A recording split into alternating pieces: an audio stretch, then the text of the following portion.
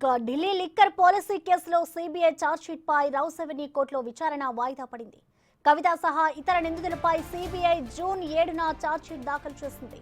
ఆ ఛార్జ్షీట్ ను కోర్టు పరిగణలోకి తీసుకుంది. ఈ క్రమంలో ఇవాల్టి విచారణ ప్రాధాన్యం సంతరించుకుంటుందని అంతా భావించారు. అయితే ఛార్జ్షీట్ కాపీలు, అనువాద పత్రాలు నిందితుల తరపు న్యాయవాదులకు అందకపోవడంతో విచారణ మరోసారి వాయిదా పడింది. నిందితుల తరపు న్యాయవాదులకు 2 రోజుల్లో పూర్తి స్థాయి ఛార్జ్షీట్లు, కాపీలు, అనువాద పత్రాలు అందజేయాలని సిబిఐకి రౌస్ అవెన్యూ కోర్టు స్పష్టం చేసింది. ఇక తదుపరి విచారణ ఆగస్టు 28కి వాయిదా పడింది.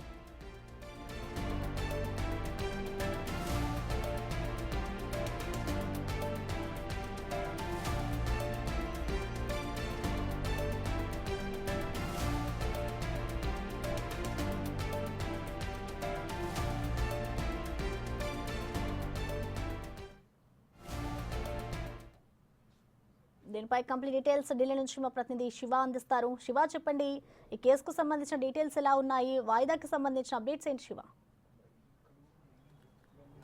Right Prasanna, Delhi liquor policy CBI కేసుకు సంబంధించి ఛార్జ్షీట్కు సంబంధించి ప్రధానంగా ఈ ఛార్జ్షీట్లో మొదట ఎవరైతే దీనికి సంబంధించి ఢిల్లీ లిక్కర్ పాలసీ కేసుకు సంబంధించి నిందితులు ఎవరైతే ఉన్నారో మొదటి నుంచి ఈ కేసు మొదలైనప్పటి నుంచి ఛార్జ్షీట్లో నిందితులుగా ఆరోపణలు ఎదుర్కోవడం, ఆ నిందితులకు నోటీసులు ఇవ్వడం, నోటీసులు ఇచ్చిన తర్వాత వారిని విచారించడం, ఇప్పటి వరకు సిబిఐ ఎంతమందిని అయితే విచారించిందో, ఎంతమంది దీంట్లో నిందితులుగా ఉన్నారు, ఎంతమంది ఇప్పుడు అరెస్ట్ అయ్యి బెయిల్పై విడుదలయ్యారు, వారందరికీ సంబంధించి కూడా ఛార్జ్షీట్కి సంబంధించి ఈరోజు విచారణ జరగాల్సి ఉంది. గత విచారణ సందర్భం కూడా ఫేజ్ నెంబర్స్ అనేవి సరిగా లేకపోవడం, ఫేజ్ మెన్షన్స్ అనేవి సరిగా లేకపోవడంతో ఈ రోజుకు వాయిదా వేశారు. మళ్ళీ ఈ రోజు కూడా నిందితులు ఎవరైతే ఉన్నారో నిందితుల తరపు న్యాయవాదులకు ఈ సిబిఐకి సంబంధించిన ఛార్జ్షీట్కు సంబంధించి అనువాద పత్రాలు అందరికీ అందకపోవడంతో దీన్ని మళ్ళీ వాయిదా వేయాలంటూ కూడా కోరిన నేపథ్యంలోనే మళ్ళీ 28వ తేదీకి రౌస్ అవెన్యూ కోర్టు న్యాయమూర్తి కావేరి బవేజా వాయిదా వేశారు. అంటే ఈ అనువాద పత్రాలు ఎందుకు ఇవ్వలేదు అనేది సిబిఐని ప్రశ్నించిన నేపథ్యంలో దీనికి కొంత సమయం కావాలంటూ కూడా సిబిఐ కోరింది. ఈ నేపథ్యంలోనే ఇటు నిందితుల తరపున ఎవరైతే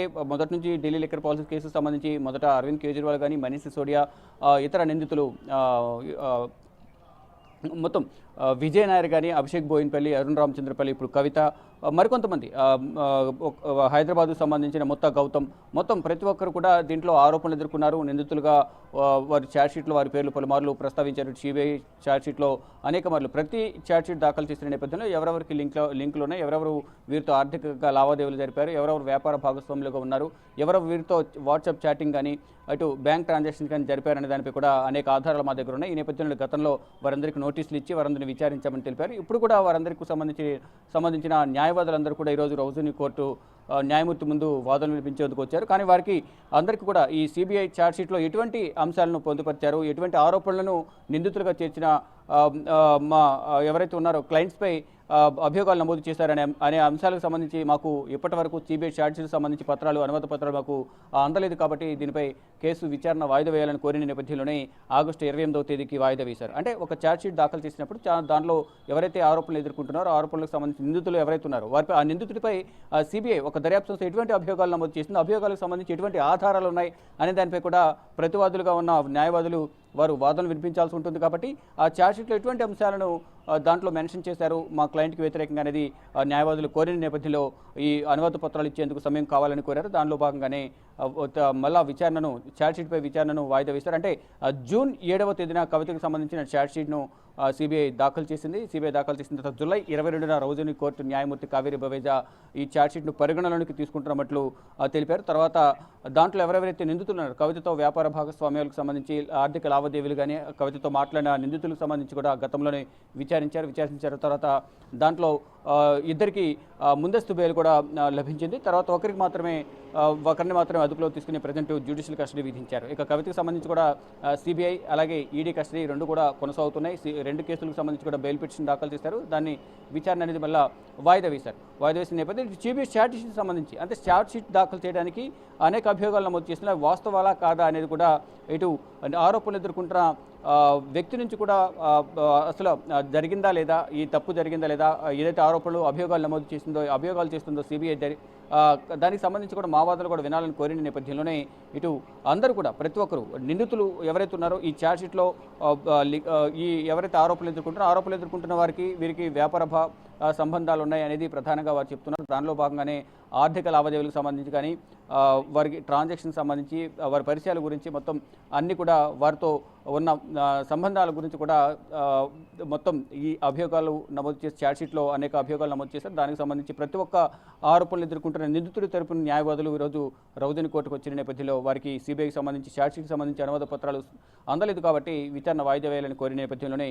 28వ తేదీకి వాయిదా వేశారు. కానీ అసలు ఈ ఛార్జ్షీట్లో ఎటువంటి అంశాలు మెన్షన్ చేశారు. మొదటి నుంచి కూడా సౌత్ గ్రూప్కు సంబంధించి కవిత కీలకంగా వ్యవహరించారు. ఇటు నార్త్ గ్రూప్లో అరవింద్ కేజ్రీవాల్, మనీష్ సిసోడియా, సమీర్ మహేంద్రు వీరందరూ కూడా కీలకంగా వ్యవహరించారు. సౌత్ గ్రూప్లో కవితతో పాటు ఇటు సమీర్ మహేంద్రుకు సంబంధించిన కంపెనీలో బినామీగా ఉన్న అరుణ్ రామచంద్ర పిల్లల్ని పెట్టి అక్కడ బినామీకి పెట్టి ఈ షేర్స్ కొనుగోలు చేశారనేది ప్రధానంగా అభియోగాలు నమోదు చేసింది సిబిఐ. వారు అరుణ్ రామచంద్ర పిల్లలతో పాటు అభిషేక్ బోయిన్పల్లి, మరోవైపు గోరంట్ల బుచ్చిబాబు, ముత్తా గౌతమ్, మరికొంతమంది వ్యాపార భాగస్వాములు కవితకు సహకరించారు.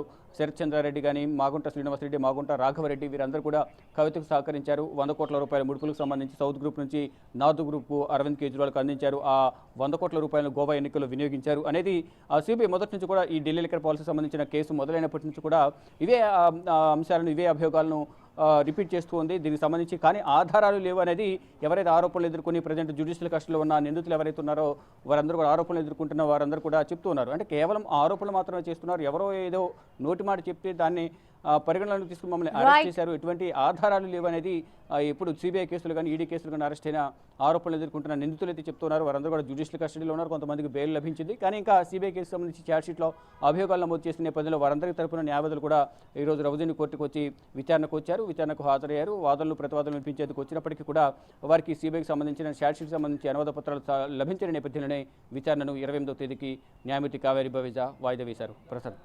Right Shiva, thank you.